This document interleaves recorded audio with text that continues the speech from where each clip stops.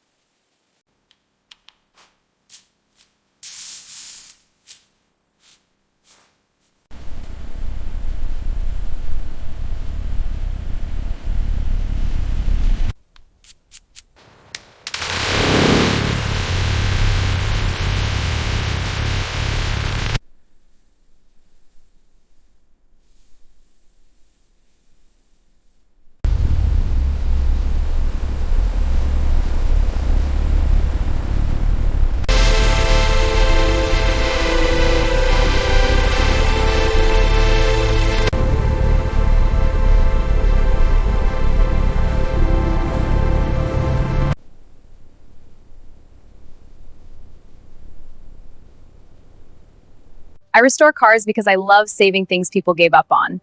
This E30 M3 sat in a barn for 10 years while everyone walked past it. That's what this channel is about, giving old things a second life. This channel doesn't exist without you. Every single view, every comment, and every subscribe is what keeps me working here in the workshop. I truly appreciate the support. Thank you so much for being here. What do you want?